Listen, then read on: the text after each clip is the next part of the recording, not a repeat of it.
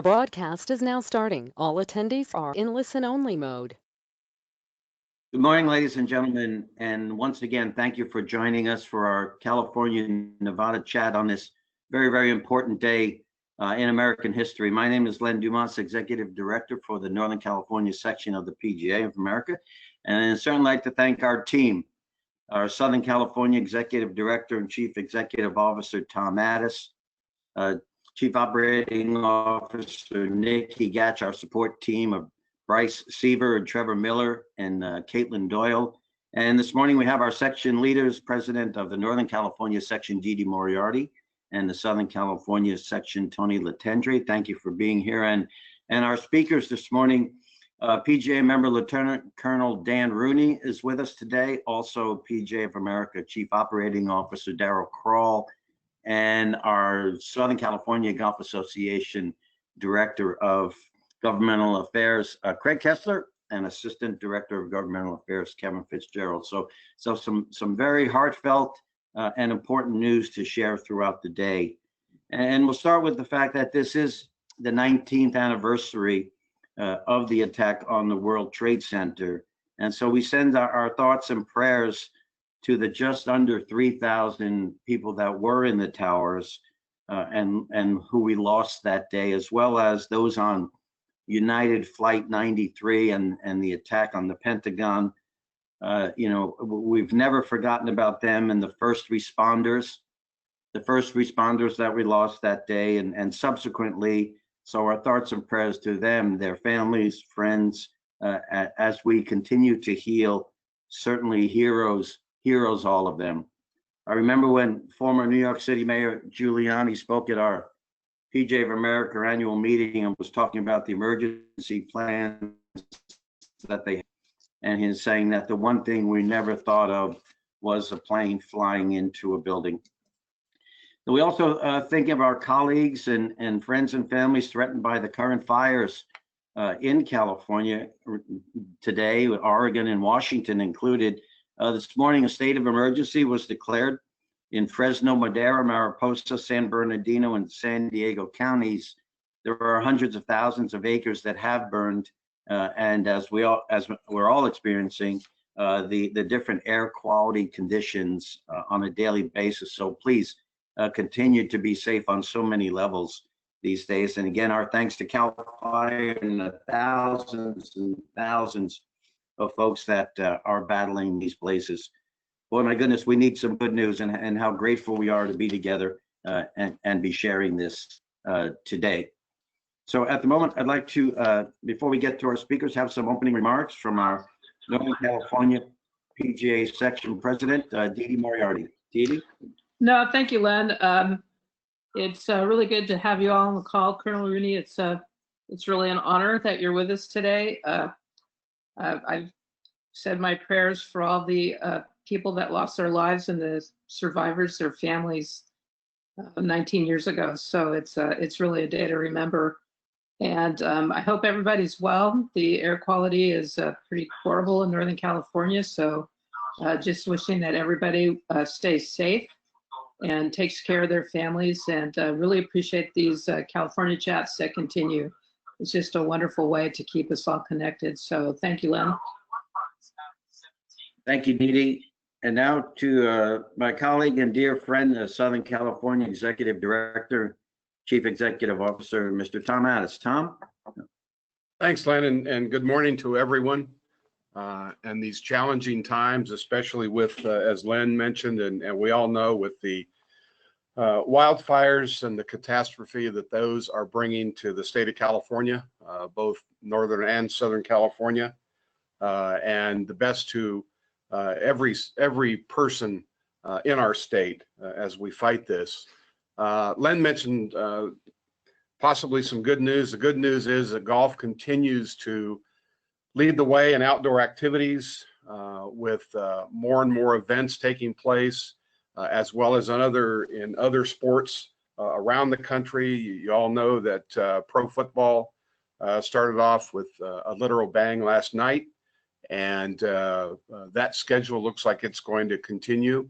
More and more discussion about certain collegiate football starting. So I think those are all in the realm of good news anyway, as we fight the rest of what's going on, and just make sure that many of you stay safe, stay inside if you need to. And I know here in Southern California, we had to cancel or postpone 5 of our junior events this weekend because of the smoke. So we're watching very carefully, and you need to do the same at your golf courses and your facilities to ensure the safety of everyone, including yourselves and your families. So again, thank you for being here this morning. And at this time, I'd like to introduce our president from Southern California and Dove Canyon Golf Club, Mr. Tony Latendre. Well, good morning, everyone, and thank you for allowing me to be here this morning and with all of you, and thanks for joining us on the call. Dan, thanks for being on our call this morning, and Daryl, it's nice to have you guys always and get to hear what's going on around our country and with some of these great things that we're doing. You know, it's Patriot Day, and like you, I will never forget where I was on that fateful morning and what I was doing in every detail. So I try not to forget those who lost their lives and those who are paying the ultimate sacrifice by losing their lives, or to their families for losing a loved one. So we owe a lot to a lot of people for this day, and I think it's a day of remembrance, but it's also a day to honor America and to be thankful that we have what we have, and be thankful that we're part of a great association such as the PGA, and excited to hear what updates we have this morning. One last thing I'd like to comment is I appreciate everybody's efforts in making golf move forward, and as we continue to open a little bit at a time, it's nice to see we're moving in the right direction. So let's keep golf at the forefront as an outdoor activity, and keep us all safe and sane during all these crazy times. So thanks for letting me be with you this morning, and without any further ado, I'll turn it over to our more important speakers. So thank you. Thanks, Tony. And before going back to Len, as Tony said, we all have our where we were, and I just like to remember that on 9/11, I happened to be talking with a good friend of mine in New York City, whose office was 2 blocks away from the World Trade Center. And as I'm speaking with, it happened to be very early in the morning. I happened to be an investor friend back then, and he described what was happening to me, and it was very shocking and very sad. And that'll be one moment in time that will remain with me forever. So to hear the tragedy firsthand, and from a friend who, by the way, was not affected health-wise or injury-wise, but I can only imagine what he goes through. So I wanted to relate that story, and especially as Len welcomes Colonel Rooney. So thank you, and have a good day.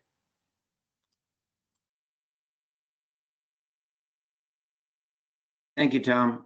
And ladies and gentlemen, I'd like to now introduce PGA member, Lieutenant Colonel Dan Rooney, founder of the Folds of Honor, an F-16 fighter pilot, 3 combat tours in Iraq.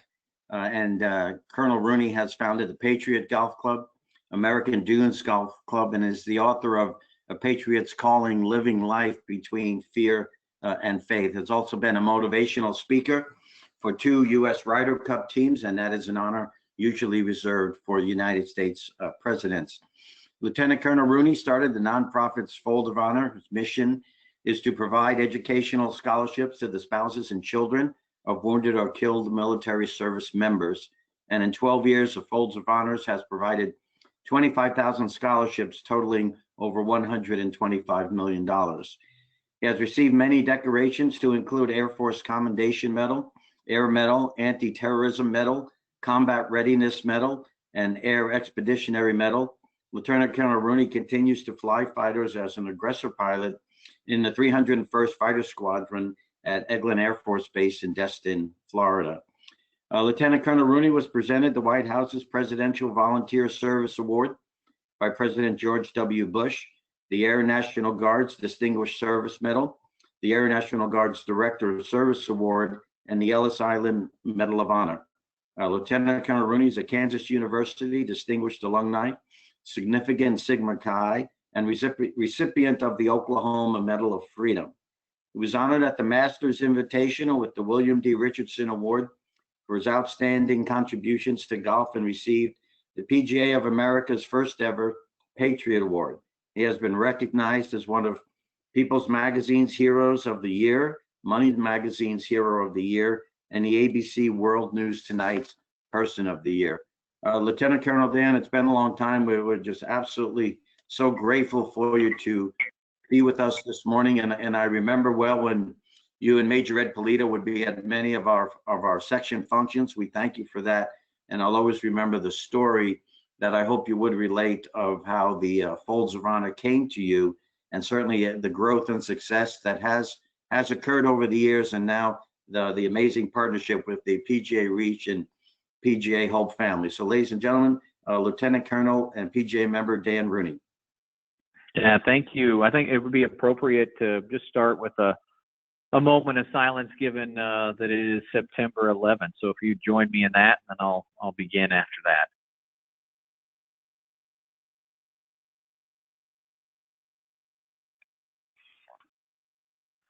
When we started out, you can't help but think where you were on September 11th. And 19 years ago, I'd love to share that story because I think it's appropriate. And it was before I was a PGA member, and I remember sitting in the fighter squadron and getting called into to the bar where the TV was on, and we were as shocked as everybody in the world to see what was happening. And it's amazing because we weren't prepared, right, as a country. It was unprecedented. And I remember as the day went on, within about 6 hours, our guided missiles onto the F-16s, and we were put down to the highest alert level the U.S. military had been on since Pearl Harbor was attacked.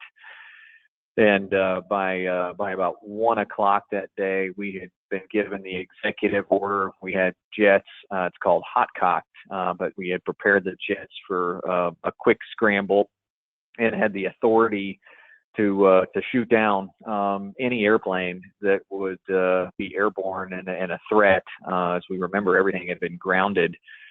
And these moments in time, it was the first time in history that our F-16 squadron had live missiles on the rails, as we call it, here in the U.S. during peacetime. And it's just a moment I'll never forget. And we were, basically on the base for 2 days, and until we knew that the country was safe from that perspective. And it's just something we never recover from. I think I'm like everybody else. You get up this morning and you watch the videos on your social media feed, and it conjures up all these emotions, and reminds us all that freedom isn't free. And I'm on my way to continue to serve. I'm driving down to the fighter squadron as we're on this call today, and we'll be airborne this weekend. And it's hard to believe, been in the business 21 years, and as a kid growing up, my dream was to be a PGA professional and a fighter pilot. And I'm writing the final chapters of my flying years here. My body has other plans in my mind, as my back is starting to not cooperate in the high G business that we're in. But how much has changed in 19 years. And I always say, God takes your dreams and then he does what he really wants with them. And I was living the perfect job description as a golf professional and a fighter pilot. And as you mentioned, ended up on a commercial airline flight from Chicago O'Hare to Grand Rapids, Michigan. And, unbeknownst to me, that flight had the remains of Corporal Brock Buckland on it, who'd been killed in Iraq. And his identical twin brother, Corporal Brad Buckland, was bringing him home from the battlefield. And I had just gotten back from my second tour of duty a couple months prior to that point. And certainly, seeing men and women make the ultimate sacrifice for these freedoms that we enjoy each and every day. But that night I watched the Buckland family in a much more intimate just really difficult moment to witness on the darkest night of their lives. And I was texting back and forth with his son Jacob, who is now 18 years old this morning, but he was a 4-year-old boy that night watching his father's American flag draped coffin inch down from the cargo ramp, and was the inspiration for what would become Folds of Honor. And I think, for us, we are all bonded by this love for the game of golf, and it's great to see, during these, last 6 months, the game resurge. But for me, and that moment of angst, I wanted to help Jacob any way I could, and we hosted a little golf tournament at what was the Grand Haven Golf Club, and we'll open up next year as kind of the reimagined American Dunes that Jack Nicklaus has led the charge on to build. But we had 67 people show up for the very first event. A lot of people don't know that story, and we raised $8,500.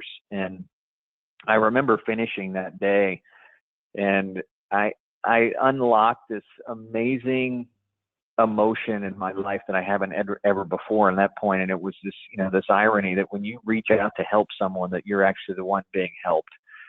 And that day, that fateful band of brothers that came together, I was like, this is an awesome thing to get to play golf and do it for a purpose bigger than yourself. And obviously very close to, our military and understanding of freedoms. And a few months later, above my garage would start the Folds of Honor. And one of my very first phone calls was to Brian Whitcomb, who's still one of my closest friends and brothers on earth, who was the president of the PGA of America. And I had an idea called Patriot Golf Day, and I couldn't believe it when he called me back.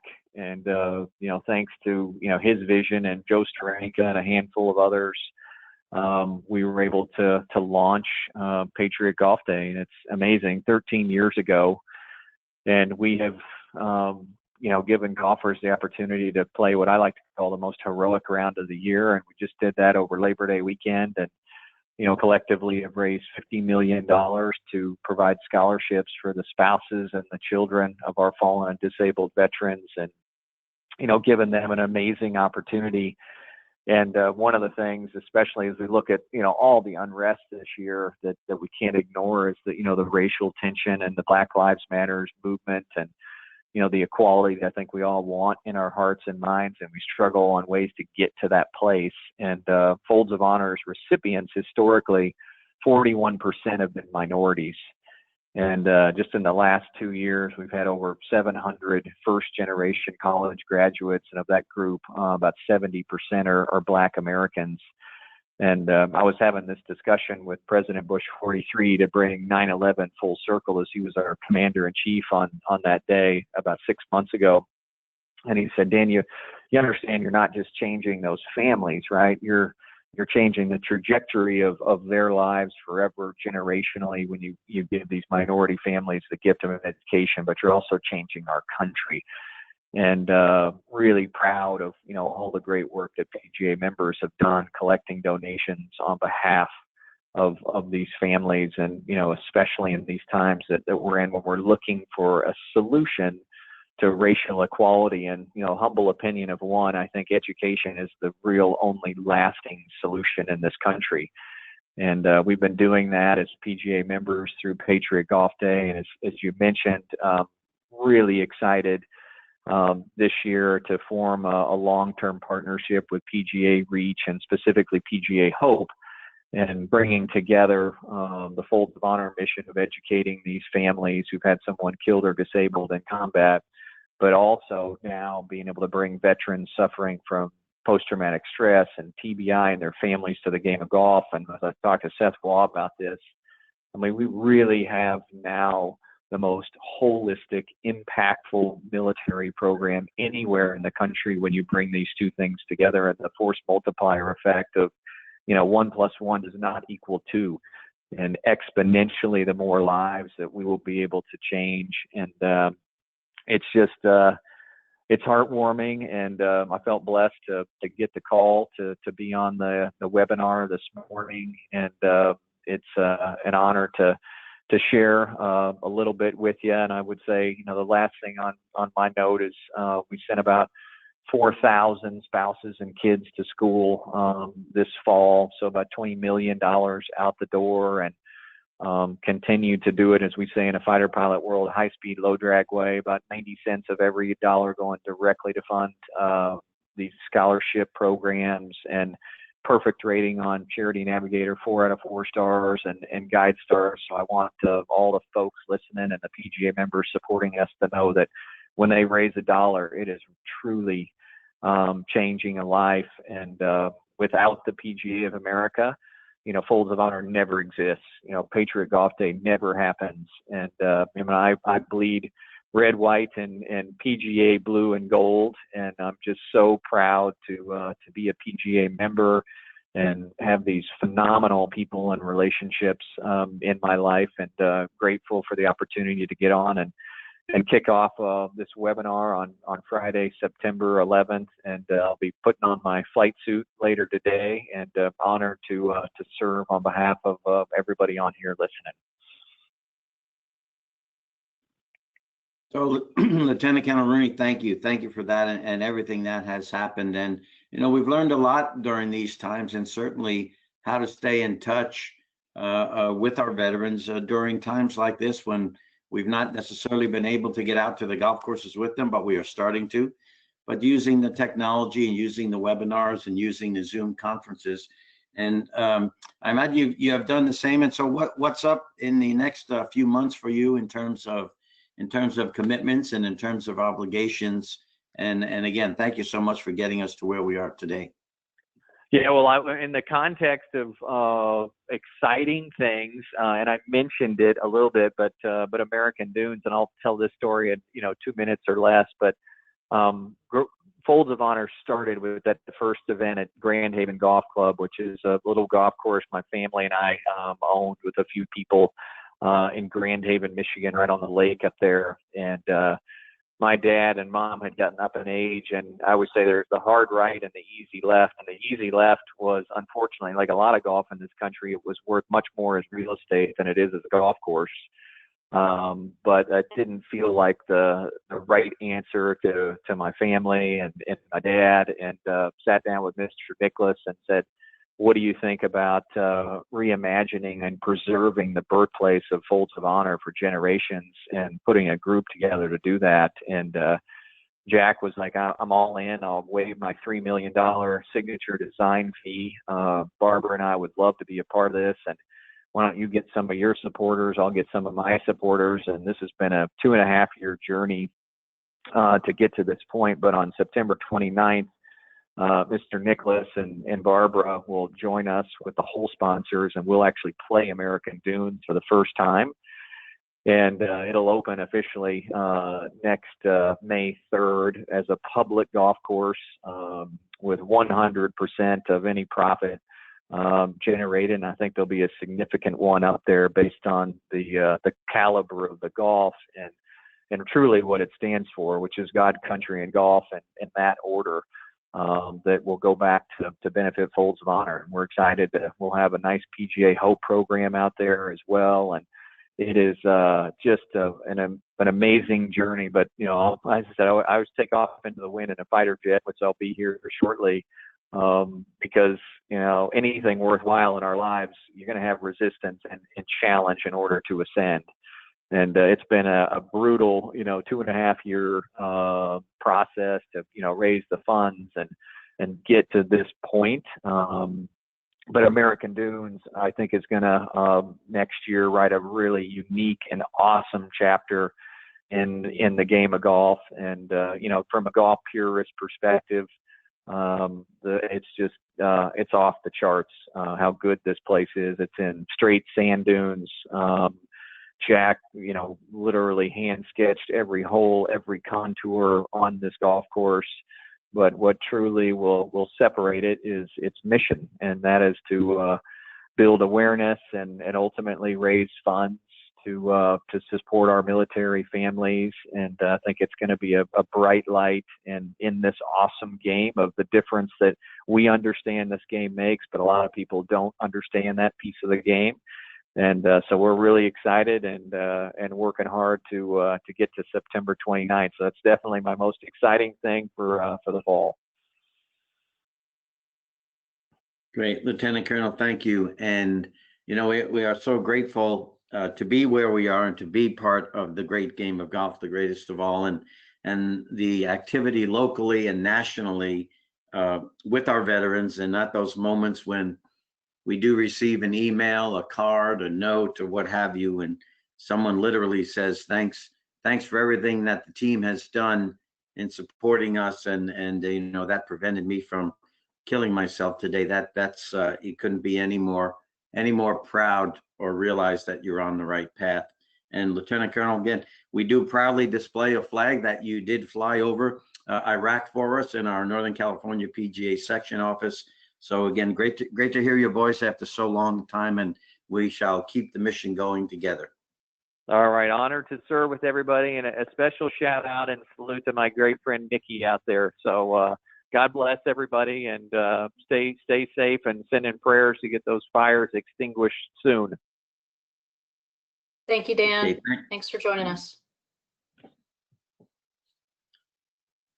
Okay, next up, Daryl Crawl. Daryl is the currently Chief Operating Officer for the PGA of America, a station in Frisco. And Daryl did serve in the North Texas section from August of 1995 to June of 2011 as Executive Director of the North Texas section before becoming COO of the PGA of America.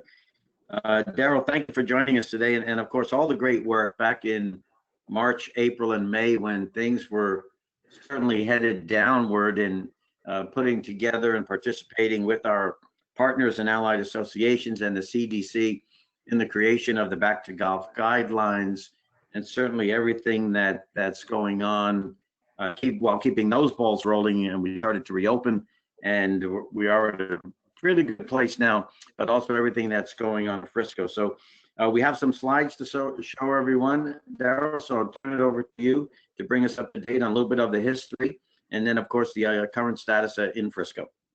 Sure. Well, Len, thank you very much for the kind introduction, and obviously a pleasure to be with everyone on a date in our country's history that's certainly significant, humbling, and at times certainly of reflection. And I think Dan may have jumped, but always a pleasure to be with him, and really a privilege for the PGA of America and PGA Reach specifically to have such a vital partnership and friendship with Dan, his team, and with just an amazing set of circumstances that led to really an unbelievable achievement to help so many. So great to be with everyone. And again, it's been mentioned several times, but certainly the PGA of America and me personally will keep all of you in my thoughts and prayers as these devastating fires continue to ravage the state of California.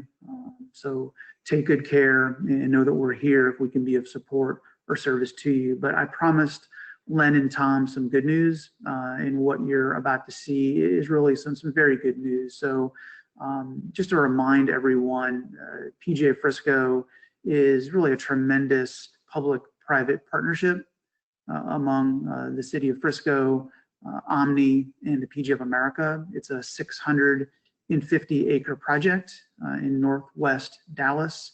The resort hotel is a 500-key, 4.5-star property, 7 golf villas with retail and experiential area to make sure that golf in this public golf course is welcoming, inclusive, and provides pathways for everyone, whether you're one of the elite players in the world, whether you're a junior golfer, one of us is fairly good golfers, obviously, or someone that's never even considered it, but is having a scoop of ice cream, a cup of coffee, lunch or dinner, and just enjoying the incredible green space that's part of their community.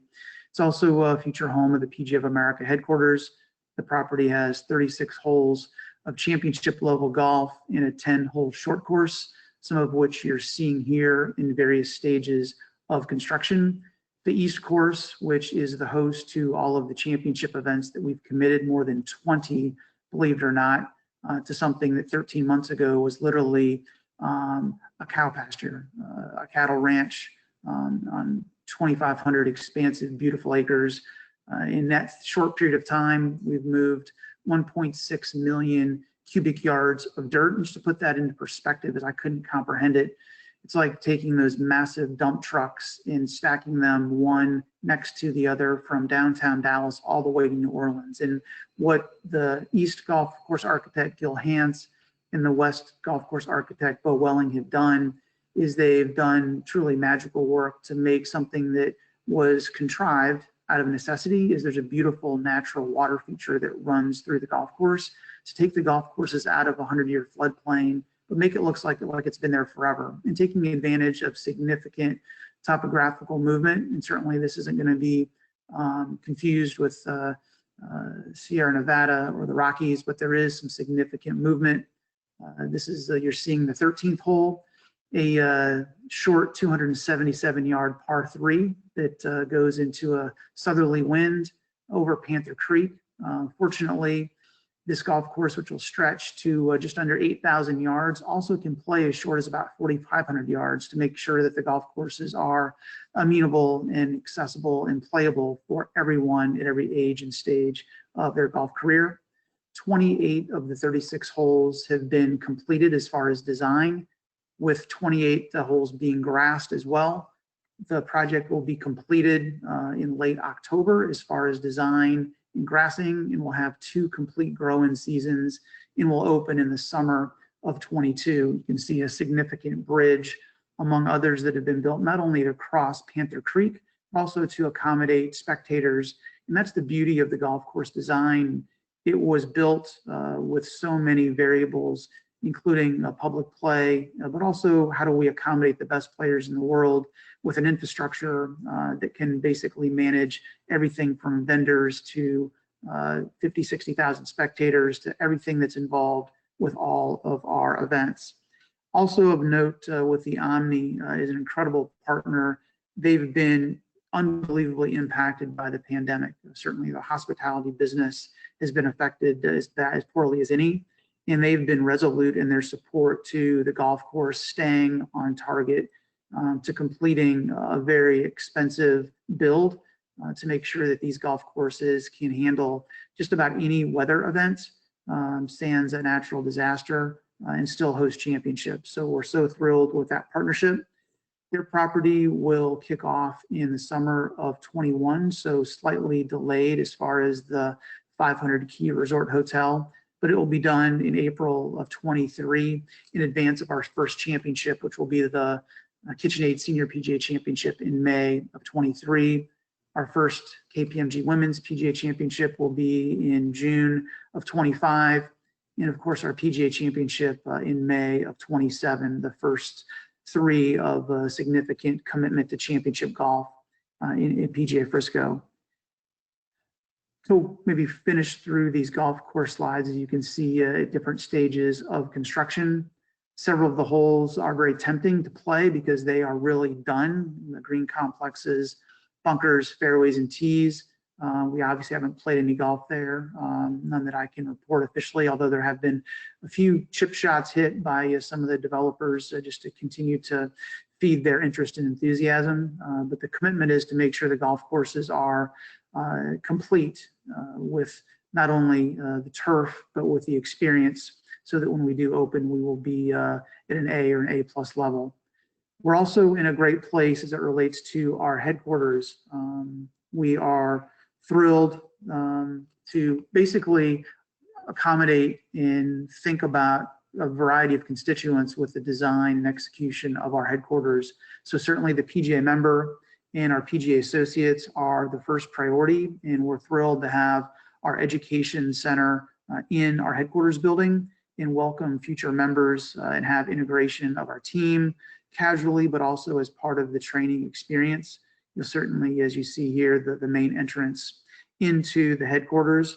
In addition to our PGA members and associates from an education and training standpoint, we certainly are taking strong consideration of our PGA employees and how this can be a progressive, a positive place to not only retain our current team and create a positive environment for them, but also to recruit the next generation of PGA employees, and we think that we've accomplished that. But also championship golf is very much in our mind as we created this building. We will use parts of the building for every level of our championships, whether it be our member events, our youth events, our championships like our seniors and our women. We'll use part of the building for the media center. We'll also use the building for corporate hospitality, as we'll talk about here as we see additional images, so that we can include on property infrastructure that will be permanent.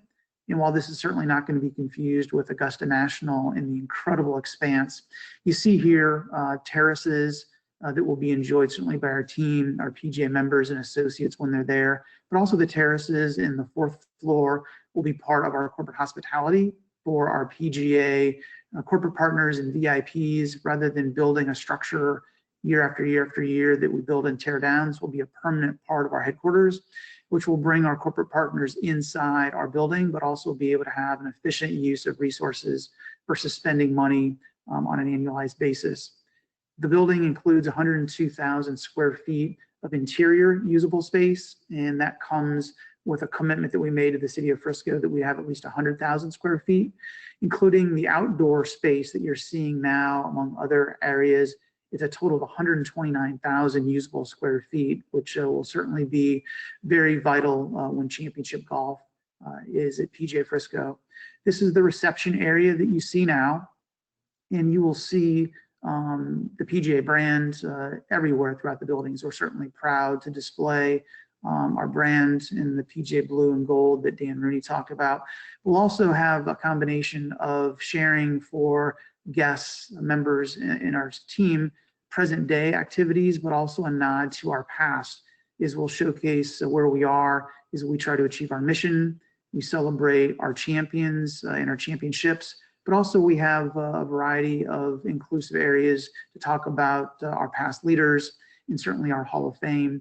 This is reflective of the gallery wall inside the building immediately to the right, where guests will wait for meetings, or basically just an opportunity to showcase what we're doing present day with our mission, with images and storytelling, with video boards, but also our championships.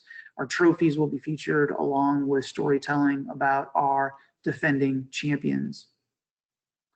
We're thrilled that, and this is a snapshot of our indoor training areas. So this is a short game area, 2-story, so we can have state-of-the-art technology to teach short game. And while certainly outdoors will be used, certainly it is possible with rain or other inclement weather that we want to make sure that the PGA associates that we have in the building will have a great experience and have a chance to use this as a world-class training facility. More images to follow. This is a wall adjacent to the education center. Bottom left, it's a significant, as you can see, the image of a man standing, how big it is. This will be an interactive nod to our Hall of Fame, so that there'll be constant storytelling, but you can, with digital touchscreen, search for any of our Hall of Fame inductees, and there will be storytelling about each, which we think is an important responsibility to carry forth the tradition in the history of the great PGA professionals, that have been enshrined in our Hall of Fame. Additional images. This is again, 1st floor, just past reception, education seminar rooms. The doors slide open so that they can be a one giant room for the benefit of the association. A social stair to the right, a gathering place to not only walk down the spine of the building, but a place to have lunch or have a casual meeting. And we think this is going to be an incredible place for our PGA associates and team to integrate. This is a break room area that overlooks an event lawn that features another Hall of Fame element that we'll show you later. Next slide. Again, this is the event lawn. The Hall of Fame is, again, the names are featured on the wall to the left. So this will be a beautiful area that will host events. As you look out into the horizon, that's the golf course that will be very visible from this area, but a beautiful spot to celebrate our Hall of Fame inductees, for our team to be knitted with this along with any of our guests. And certainly an area that we'll celebrate for many generations to come. Here's another view of this Hall of Fame wall, which we think is a beautiful outdoor representation of the PGA's history.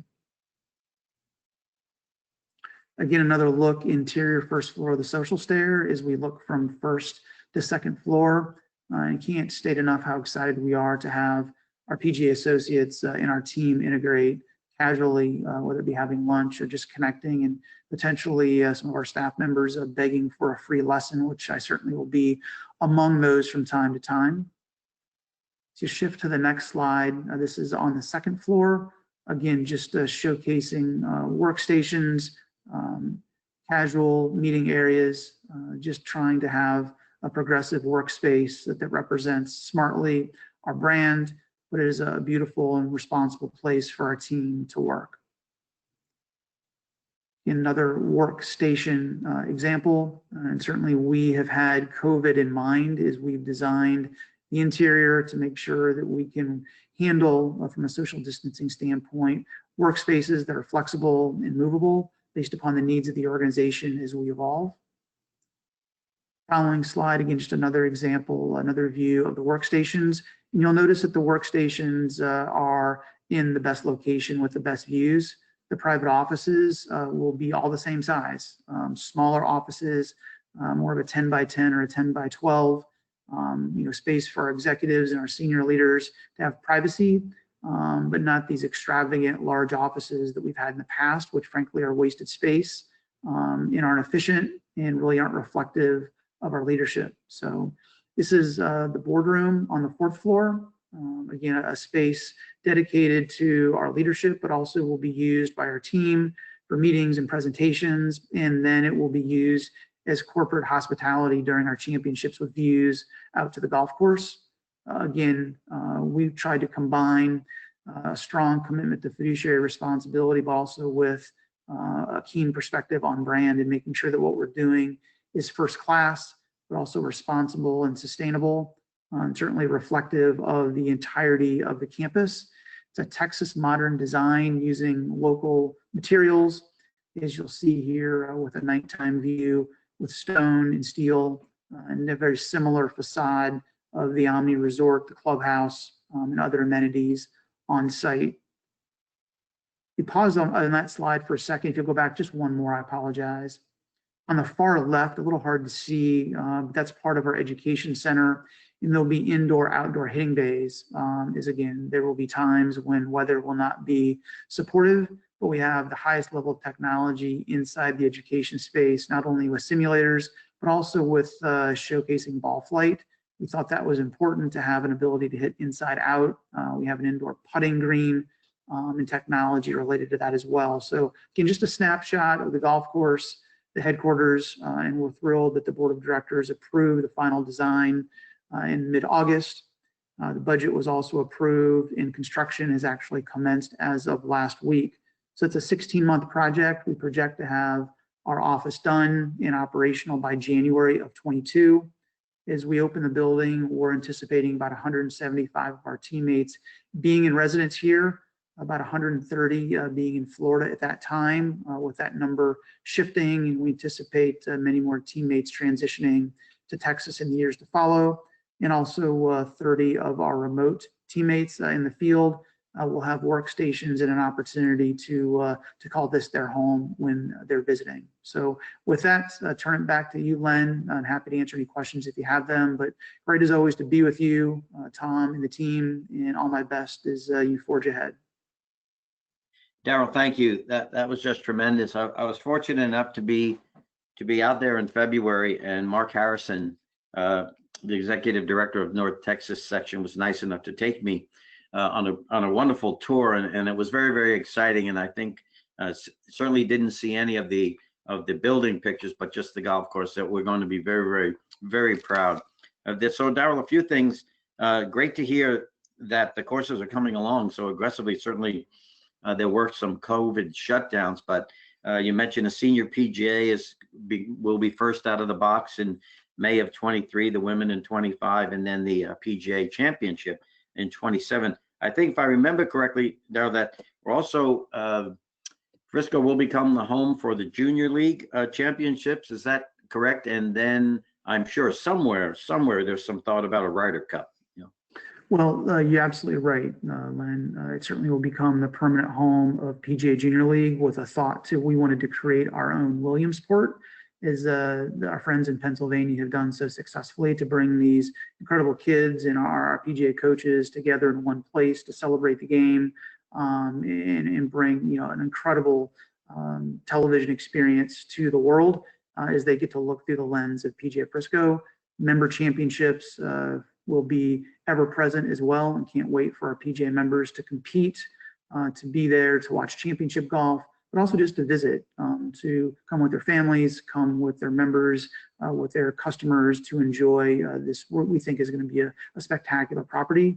And we're just thrilled with the progress that we've made in being able to stay on time with the golf courses in a challenging environment, to be able to maintain a high level of investment thanks to our partners, to deliver something that we are confident you'll be highly proud of. And for architects like Gill, Hands, and Bo Welling to say enthusiastically that the project has exceeded their lofty expectations allows me to sleep a little better at night, because frankly, committing 23 championships before even a shovel of dirt had been moved.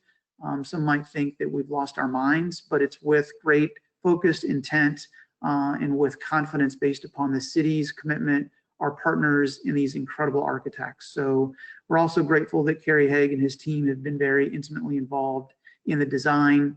Kerry's here on a regular basis to walk the golf course with me and the architects and make sure that we're meeting his expectations to deliver upon our promise to the elite players at all levels, including our PGA members. Daryl, I know as well that the community is very excited for the PGA of America to be moving to Frisco, and the area itself lends to it with the home of the Cowboys. The Cowboys are nearby, I believe the Dallas Stars, and also Major League Soccer. So a tremendous community. And does their excitement continue? I would certainly hope so. It really has, Len. We've been humbled by the reception from the local community, and that's gone beyond Frisco. Certainly the Dallas-Fort Worth metropolitan area, the entire state of Texas has embraced us in every way possible. And it's hard to compete with the Cowboys, as my good friend Nikki Gatch is a fellow Cowboy fan will attest. It sort of dominates the landscape here. But I've gotten to know the Jones family quite well, and they've helped us not so much from a perspective of sport, but that of business, and how to responsibly lever that to our benefit, but also how to lean in and be active participants in the community from a standpoint of charity, of engagement with good causes, and just showcasing the power and the value of the PGA brand. And it's been a pleasure and honor really to talk about the work of our women and men PGA professionals, not just in this market, but throughout the country and frankly the world, on what they've done to make their communities and the lives of so many individuals, including mine, better. And that's been embraced and endorsed. And it really speaks to what the city of Frisco wants, is a community where you can live, work, play, and learn all in one place. And we're going to contribute to that in significant ways with our partnership. Daryl, thank you. And some comments, please, on the practice area. It's certainly going to be extensive. I believe there's going to be a short course built into the practice area, but I would imagine that many schools have already reached out, and as part of the project, certainly incorporate as many as possible into the PGA practice area, and just continuing that partnership with the community. You're right, Len. You certainly were thrilled that the Northern Texas PGA will also have their headquarters here as valued partners. So their involvement in youth sport is tremendous, just like it is in Northern and Southern California. So we're thrilled to have them as a partner. We've also partnered with the Frisco Independent School District. So their girls and boys golf teams will have playing and practicing privileges. And as you pointed out, the 10-hole short course that Gil and Bo are designing cooperatively is going to be one of the coolest things that we have on property. Short holes, 50 to 150 yards, lights, so you can play deep into the night. An ice house adjacent where you can have indoor, outdoor hitting bays fueled by Topgolf. But also, importantly, an area just to hang out and enjoy. So whether it be Len, you, Tom, Nikki, and I will play our 18-hole match. We're probably going to be tied after 18, and we can settle our dollar wager, with a soft drink, I'm sure, on the short course that might take 45 minutes to an hour to play, and we can do that, it's 7 in the morning or 11 o'clock at night at our choice. We also, the partnership with the school district is important because they're building their 12th high school immediately to the west of our headquarters, and we've negotiated use of their facility for our bus terminal. So this needs 82 slips to accommodate our biggest events. We're going to put our merch tent, which it's more than a tent, it's 85,000 square foot structure, in our main entrance and security on someone else's property. And normally we have to pay for that space and have to fix it. In this case, it's space that's provided free. It's immediately adjacent, and it will be crossing Championship Drive, which is the road that we've named immediately to our west. And our property is going to be addressed at 1916 PGA Parkway. Again, a name change and an address that the city accommodated. And that was no small action to get done, but it really speaks to the city's commitment to us, our history, our heritage, and our future. And we're thrilled we hope to be best in class with everything charitable.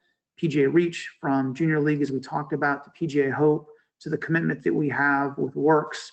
And this is clearly going to be an amazing place to play. Public, very public, and we're going to try to aggregate all that's great about public golf, whether it be Harding Park that hosted the most recent PGA Championship, all be a surreal event, highly successful, Torrey Pines, and other great golf properties that can host major championships, but also are welcoming to the community and everyone within that community, but also serve a global audience as they watch on television and then come there to play to contribute to the local economy. So, Daryl, last question for me, as you talked about the migration of staff. So, who's already there? Who's headed there in the short term from Florida, from West Palm and such, and then the long-term thoughts, please. Sure. Well, we have about 40 teammates here in temporary offices that are adjacent to where the Cowboys have their global headquarters. So great location. And these are individuals that are key to the project. So whether that be Jimmy Terry is the PGA general manager of PGA Frisco, Roger Meyer, the superintendent that we brought from Valhalla here to Frisco, John Easterbrook, our chief membership officer. I've been here in residence for over a year. But we have another 35 or so teammates that frankly are great culture carriers of the organization. So our player development team is here. Much of our PGA Reach team is here. We also have members of our tech team. Our education team is in transition. So we'll have a multitude of departments here pre-opening as they migrate with their families. And we've been flexible then to try to bring people at a time that makes sense for them and their families. You know, school-aged kids, age and stage of life. We want to be as flexible to get as many of our teammates to move here as possible. And then as we get to January of 21, the migration will continue in mass. And those that don't have school-aged children will move probably in the wintertime. Those that do have school-aged children, more likely in the summer to follow. And then we'll migrate as it makes sense for business in this brave new world that we live and operate in. You know, we're so thankful that golf has been celebrated as a safe outdoor activity, and can't speak highly enough of the efforts of our PGA professionals around the country to evolve and to navigate these tricky waters. And the game is having a bit of a renaissance. So we're lucky to have that happen. We hope PGA Frisco will be part of that. But with these crazy busy business times, predicting the future has become complicated. So we're going to have an eye towards being smart, being a good fiduciary, but also being human as we deal with the lives of real people and they deal with the complications therein. So, Daryl, thank you. I know that you've pretty much been out there since day one, and I'm sure, as you mentioned earlier, there have just been sleepless nights after sleepless night after sleepless night. So thank you for everything. Again, just from my point of view, having that tour that I did with Mark back in February, I think it's something we're all going to be tremendously proud of. So I commend you for everything and leading us through this, and at a minimum, certainly taking your time to be with us this morning. Well, it's a pleasure, Len. Humbled and honored to do what I do and serve in partnership with you, Tom, and the members and leadership of both sections. So here, when we can be of service to you, thoughts and prayers remain, and all my best to everyone. Thank you, Daryl. Same here. Continue to be safe, you and the family and everyone in Texas, please. Yeah. Thanks, DC. Okay, ladies and gentlemen, we'll go to our Director of Government Affairs from the Southern California Golf Association, Mr. Craig Kessler, and Assistant Director of Governmental Affairs, Kevin Fitzgerald. Craig, a lot has happened. We know that the legislative session pretty much was wrapped up on August 31, but some things happened right before and right after, and I'll ask you to bring us up to date. Certainly, what's happening locally, but do the best we can to tie, AB 2257, Proposition 22, which is our app-based drivers as contractors. I believe that's coming up on the ballot in November. And then some talk of Proposition 15, which is the business commercial property tax. And then, of course, anything else that's germane for the moment. So, Craig, once again, thanks for being with us, keeping us together all these weeks, months, and here it's all yours. Thank you, Len. Thank you, Tom. Thanks to both sections for inviting me back. Just before I dive into those topics, I just want to repeat something that Dan Rooney said that earlier in this broadcast, that nothing of value ever comes without great resistance. No truer words were ever said. And no words better describes the challenges that Kevin Fitzgerald and I face every day on behalf of the golf industry in California. Yes, quite a bit has happened in the 2 weeks since we were last together. California legislature wrapped things up right at midnight with open votes on August 31st. And I know that I've shared with this group, I've lowered your expectations in terms of getting further relief in this legislative session on AB 5, independent contractors, because the legislature was out of session far more in this session than it was in session, and often had interruptions when certain members of the legislature tested positive for COVID-19, which happened right up to the end and actually upset some of the bills on housing in particular, but even COVID-19 didn't make it before the deadline. And that's why I lowered expectations on our greatest legislative, or that thing that was our greatest legislative goal in 2020 was to perfect the business-to-business exception in AB 5. Well, we got a surprise. At the last minute, the legislature, in a gut and amend job, that means they take a bill that long ago died and was irrelevant but was filed before the February deadline, strip of it all of its contents, and then substitute a brand new bill. And in this case, they did that for AB 2257 that Len referred to. And in that, we got some great pleasant surprises. First of all, the business-to-business exception that covers and really enabled in 2020 a substantial measure of independent contracting teaching in the state of California. It was not perfected, but it was substantially improved. For those of you with a keen eye for detail and pay attention to these things, you know that the original business-to-business exception created a 12-prong test for that exception. 9 of the prongs worked very well for PGA pros. 3 of them were a touch problematic. The legislature solved 2 of them completely for us, dealing with technically having your business location be a home office, even if you don't teach at your home, and being able to be in a similar business as the retaining business is something was a problem. There's still one issue that's problematic, and we highlighted that in a massive report that we put out a couple of days after AB 2257 was adopted, and I'll get back to it in a moment or a little bit later as to how you can get copies of that if you don't have it. So that leaves us in 2021 with maybe one thing to change, and so that will be a #1 priority in the 2021 legislative agenda. Also, something where we considerably lowered expectations was the notion that caddies would get any specific relief from AB 5, and they got indirect relief, which came as a bit of a pleasant surprise to us.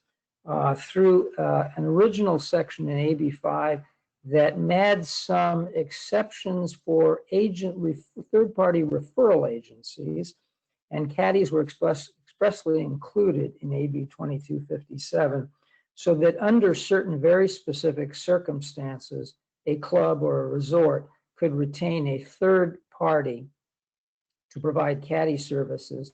And right now, there are third parties that do it as in an employees basis. In other words, the caddies are employees of the referral agency. There's a way in which we think, anyway.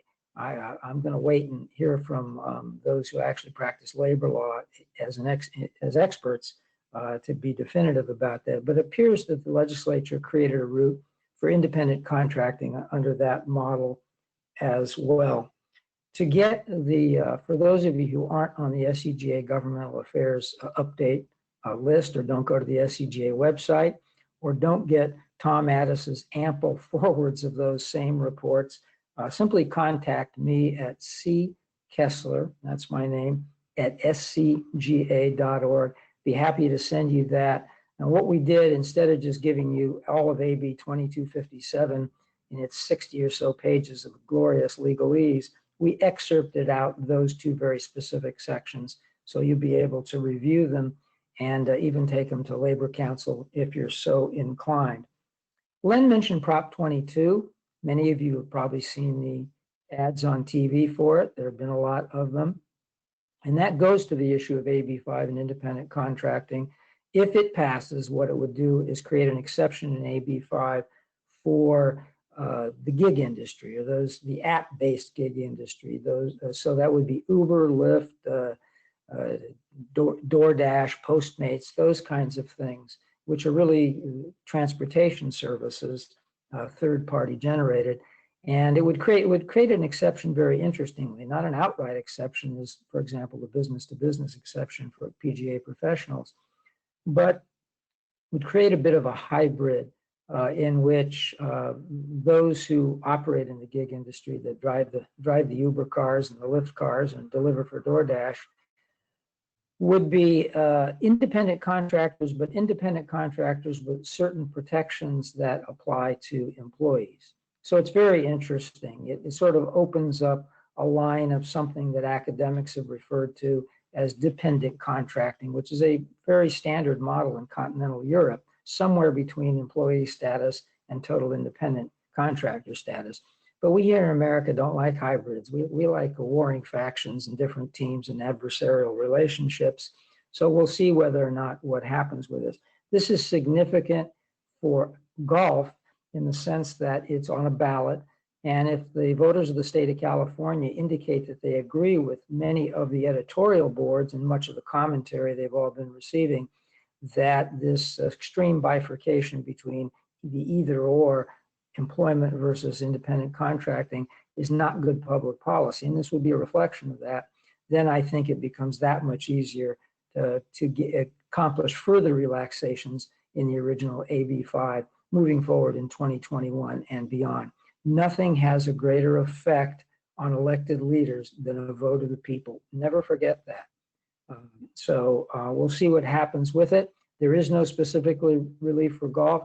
I think I've shared with you that Kevin and I did have the privilege of meeting or talking on a phone some time ago with some of the architects of Prop 22. And they said that something like, do you think we're going to spend over 100 million of our own dollars to help anybody else? So you get the sense as to why nothing else is put into that except for themselves. Len mentioned Proposition 15, and that is probably not of as much direct interest to PGA golf professionals as independent contracting. After all, that affects your livelihood directly, but it certainly affects the whole economy of California greatly. But it affects golf in a rather peculiar way, because it would affect different golf courses differently. We have golf, depending on the ownership status, but just for those who aren't aware, Prop 15 is the split roll initiative. It would, for the first time in 42 years, go back into 1978's Proposition 13, and it would create two different standards for assessments and reassessments. maintaining all the protections for residential properties, but eliminating them for all non-residential properties, which means that they would have to be reassessed at market values, whatever that would be, at least once every 3 years. Obviously, those taxes would go up substantially. I'm not going to go into all the arguments for and against that as public policy. I think you can view those for yourselves. But in terms of golf courses, there'll be a disproportionate impact. For municipal golf courses would be negligibly affected because they're exempt. Private clubs have a great deal of protections, not in terms of the reassessment component of what Prop 15 would require, but in the sense that they would still be reassessed on a very benign basis, almost an open space basis, which was put in by the voters of California in a 1960 constitutional amendment. So it could only be taken out by a subsequent amendment.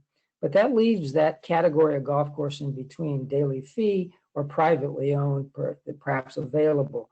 Nearest I can tell, and I'm certainly no expert in the subject, it would appear that in the last 40 years, daily fee courses have been sort of assessed by that same benign standard or basis as private clubs. But there's no guarantee that that would continue once assessors are forced to reconsider all of these issues. And I would add that probably the greatest danger in Prop 15, whether it's for golf or just for commercial and industrial property, is that it changes the Constitution and it changes the basis, but it begs a substantial amount of follow-up legislation in order to figure out exactly what it means. There's going to have to be a lot of clarification, and it's in the clarification. That's the devil that'll be in a great number of these details. So it'll be dislocating. And as CGA did share, and I believe it was our last update a few days ago, Prop 15 is polling very badly. Now, polling badly just means that to the degree to which the polls are accurate at this point, if the election were held on that day, it would lose pretty substantially. But the election is on November 3rd. There's still a campaign. There's a great deal of money on the pro side. There's less money, but there's a lot of opposition that has built up. And I think that the anti-campaign has not really yet begun, although the pro campaign has begun. I do know that the California Alliance for Golf is trying to get together an emergency board meeting to see what, if anything, the industry as an industry statewide ought to do. I can tell you that if you read our materials, that the SCGA is taken a stance of almost from the very beginning, making sure that all of our members and all of our clubs understand the issues and understand very clearly the impact or the lack of an impact in some cases it would have on the golf industry, but are really recommending that it would not be very unwise for the golf industry or golf clubs to put itself in the crosshairs of what promises to be a very, very populist campaign on steroids. And for those of you who have seen the handful of ads, the ad campaign that's come out from the pro side, I think will understand that it is, when you see it, you'll understand that the notion of a property tax bill of an elite country club in this state being in those crosshairs, it bodes very ill for the golf industry because it would put our blood in the water on that in a way in which it's just not universally known. So oftentimes the toughest thing in politics is to recognize that you have something at stake, but the far wiser course is forbearance, particularly to the degree to which we are not the aim in this, nor are we the great deal of money. It's commercial and industrial property that was the aim of this particular initiative. This issue will not go away. I would say that those who canceled the pro campaign that 2020 was a particularly bad year to bring this, they should wait till 2022, might have listened to that counsel, but perhaps for the benefit of the golf industry, it may have been a good thing that they didn't. Moving on to final topic, of course, COVID-19. We always have to talk about that. And I want to put it a little bit in perspective. On this day, 9/11, and we heard, really poignant and compelling conversation, testimony from Dan Rooney. Do keep in mind, as we're dealing with all these issues of reopening the economy and even the degree to which golf is substantially reopened, and we're very grateful for that, and grateful for the recognition of that. Keep in mind that between now and sometime Monday afternoon, more Americans will die of COVID-19 than died in 9/11. Now, there's a difference between a virus, there, which is not, and an attack. I understand that. But just pointing out in terms of the impact that we're very close to 200,000 lives lost. And that is in the background of anything and everything that we do. And in the background, as I close, of some disappointing news on that. Well, first of all, just a little background for those of you who aren't aware. Our governor, who had taken a very, very federated approach to this, decided to bring a little bit more order a couple of weeks ago and introduced 4 basic tiers, and they have colors too, tiers 1 through 4, which defines the sort of the milestones in terms of caseloads and positive tests that that a county would need to meet before it begins reopening very specific things, and outlined it. I'm going to say it's probably about time because the counties were going in these wildly different divergent directions, and oftentimes these counties were next to each other. So that's brought a little bit of order. And the good news is that certain Southern California counties, probably first Orange and San Diego County, but I think Ventura County is about to move from tier 1 to tier 2, which presages certain openings. Even Los Angeles County, under the rules of tier 1 as they were enunciated by the state, open to a very limited extent. For example, I think indoor hair salons and nail salons with 25% capacity. I've been, indicating optimism about certain ways in which our state's largest county, Los Angeles, might support. It might give us some more common sense rules in their golf health order regarding the ability to roll a few putts before you tee off, or I think probably the thing that consumes most of you, that group play component. And I remain, and I've been very hopeful up to this point. But I am informed, I think credibly informed, that was rejected at this point. And it wasn't rejected for the substance of the issue. In fact, the substance was acknowledged, that it made eminent sense, but it has all to do with optics. And that's always been the bugaboo from the beginning of this, is the sense that these public health officers are trying to maintain order. Remember what I opened up with, that we're close to 200,000 deaths in America from COVID-19. So I think I haven't even discussed this with my PGA colleague, but I think maybe what we need to do is ratchet it up a little bit politically, that we've been loath to do in LA County. And by that, I don't mean overturn decisions of public health officers, but indicate if they might give a little bit of metrics on what would be the milestones in the optics that they're worried about. Perhaps when LA County moves from tier 1 to tier 2, might that be then the time to approve all these things that we are told substantively they've already agreed with, but optically they're uncomfortable moving forward with.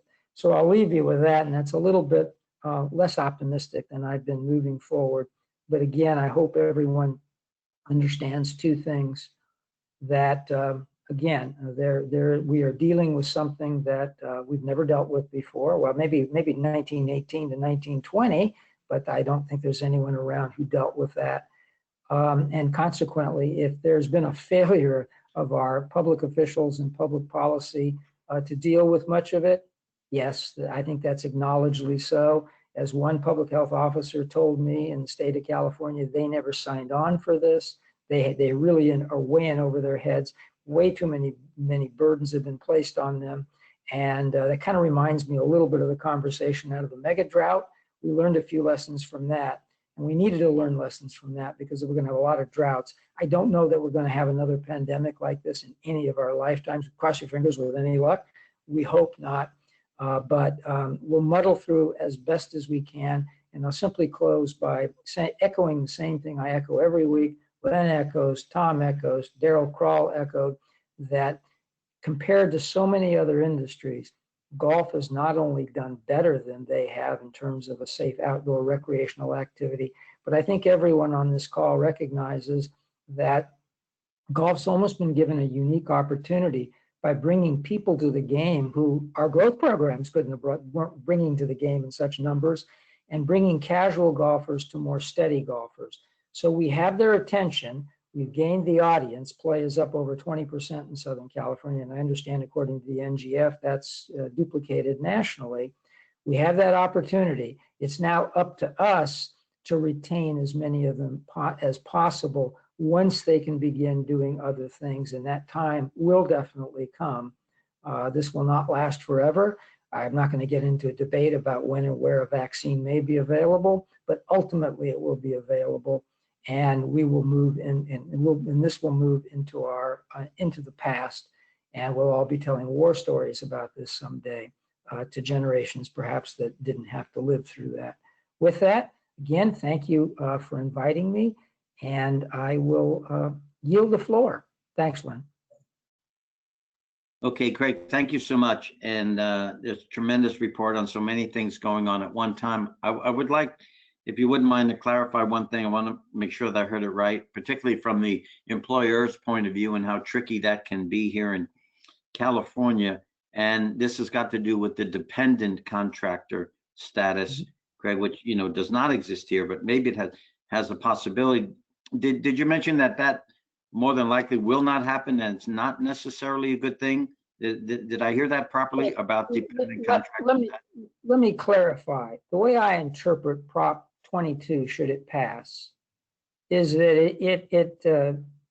it parallels, or it might almost be identical to the compromise solution during 2019 that Uber and Lyft in particular floated. And it was interesting, they floated it in an op-ed in the San Francisco Chronicle that pointed out that they wanted the legislature to not just simply categorically exempt their drivers as independent contractors, but exempt them on a basis that struck me as being very close to what continental Europe and what many academics here in the United States have called a dependent contractor status, so that they are, in essence, independent contractors in part, but they receive benefits that only employees receive in the state of California, but not necessarily all of them. That would include insurance, disability, and being able to tap into unemployment insurance with an employer contribution there too. So, but that is sort of that. Now, Prop 22 doesn't establish that as a principle, in law, but it does de facto. It does not apply to the golf industry, so it would not, or any other industry for that matter. But it does. But its passage, I think, I'm predicting, would open up that line of reasoning moving forward to sort of perhaps have the debate about AB5 in the future be less about trying to jam in your exemption or trying to fit into the business to business as we've done, or as the caddies have done through a convoluted third-party referral, but to really get down to the brass tacks of figuring out what are real independent contractors from real employees, and in a modern economy like California, it's clear that the authors of AB5 did not anticipate how complicated this would be and continues to be. So I think it maybe the voters have an opportunity to open up a vein that makes a little bit more sense moving forward. I hope that clarified it a little bit. I understand that, I deal in this on a daily basis, so I'm so immersed in the details of it and the context of it that I can sometimes, in a very, very, quick explanation, lose 80% of an audience that does something else for a living. So I hope I clarified it a little bit there in answering your question. Thank you, Craig. And also here we do have some, counties, San Francisco, Santa Clara, Santa Cruz, moving from purple to red. So that's all good news. And we do have a question. So I'll turn it to Nikki to toss it at you, Craig. Good morning, Craig. We do have one question from Ashley Marseille. Wondering if Craig could speak to how outdoor personal services can be permitted in San Francisco. However, caddies are still categorically prohibited in the golf directive. Well, that's a good question. And Yeah, okay. I don't know that caddies are categorically exempted in anything that comes out of the state. It's probably in the city and county of San Francisco. And again, I'm in the southern part of the state and just not as conversant with the specific rules as they continue to change in the northern counties as I am in the southern counties. I can tell you that in as long as all the social distancing and common touch point controls are honored, and as long as all the other specifics in both state and county orders are honored, there are caddies in Southern California counties. And I'm assuming, since there's never been any controversy, that they're fitting within the rules. It sounds like San Francisco is simply just as, for example, you cannot in the county of Los Angeles. I was not exaggerating. There are no practice greens that can be open, and we've even with the SCGA and the SCPGA made a proposal to allow it for only registered players and only sort of when they're on deck for their 10 to 12 minute tee time, whether a private club or a public club. What would be the danger of having, without any holes, having 4 people spread out on an enormous practice green? And we were just told no. So it could be that San Francisco has given the categorical no to something like this, that others have given a categorical yes. But that, and that's the best way I can answer the question. And of course, what I spoke to in terms of AB 2257 is long-term. This is the law moving forward with that. In that respect, we have to assume maybe as San Francisco moves from first tier to the second tier, it might behoove the golf community to indicate that might be the time to take a look at some of the restrictions in the golf health order, and some of them probably reflect changes in other parts of the economy that are parallel and should happen at the same time. But my point in mentioning that is somebody's going to have to do that. That's been my experience. And again, as much as, obviously Kevin and I work very closely with the California Alliance for Golf, and I think these chats that bring North and South together are absolutely brilliant in the sense of creating one state of California as opposed to 2. I applaud the 2 PGA sections, but at the end of the day, the SCGA, and that's where I work, has no standing to contact the northern county and suggest that, because the first question is, and who are you speaking for? And the answer is nobody, really. So I'll leave it at that, and I'm certainly open to conversations as to maybe the Northern Cal PGA section might want to take that on, and maybe Len can huddle with Tom and me and give you a little advice as to how to do that and how to structure that, and maybe do a little study of the specifics so that we're not flying blind when we do it. And thank you, Craig. And certainly part of that is, as you mentioned earlier, the meeting that's been called with CAG, so we can digest all of this and continue our attack. So at this point, ladies and gentlemen, thank you. This has been just a tremendous session today on a very emotional day, and a day that we're certainly keeping everyone in our prayers regarding the fires and the remembrances of 9/11. But also the good news is the counties, many counties moved from purple to red, signified primarily by opening of indoor activities and personal services. So we're grateful for that. We're grateful for the announcement from the PGA of America today that the Women's KPMG Championship will occur at Aronimink in a couple weeks in Pennsylvania. And at this time, as we begin to wrap, I'd like to turn it back to our Northern California PGA Section President, Didi Moriarty. Didi? No, thanks, Len. This was a tremendous session today. Craig, I want to thank you for all the great information. You've been with us from day one, haven't missed. So, we really appreciate it. And that was great info today. And just, I know he's not on the line, but Lieutenant Colonel Dan Reedy, it was wonderful to hear your story of how the Folds of Honor started in Patriot Golf Day. That's just a wonderful story, and all that we do for the veterans and the PGA of America. Having been a Hope instructor for several years, I mean, it just makes me so proud, and really probably the most emotional, wonderful experience I've had as a PGA member. And also a great, Daryl, I don't know if you're on the line, but it was really a bright spot in the day to see the updates from Frisco. It's going to be an unbelievable place, and thank you for sharing with us. So everybody just keep safe. Have a wonderful day, and hopefully we'll talk soon, and I'll throw it back to Len. Thanks, Dee Dee. So we are in the process of having chats with webinars with our candidates running for National Secretary. The election of which is just about 2 months away.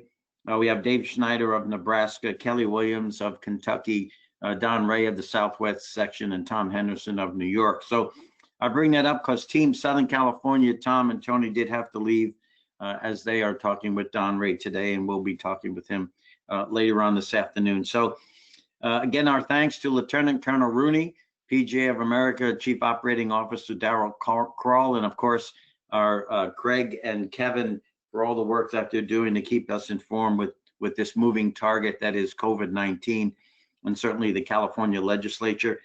Tom, Nikki, Bryce, Caitlin, Tyler, thank you all so much. And to everyone, please be safe. Please let us know how we can help. Our contact information is on the screen. We look forward to keep going and getting through this together, because I just don't think there's any other way to do it. And thank you so much. And please remember, our next chat will be in 2 weeks on September 25th. Enjoy the weekend, everyone, and thank you for this continued support. Mhm.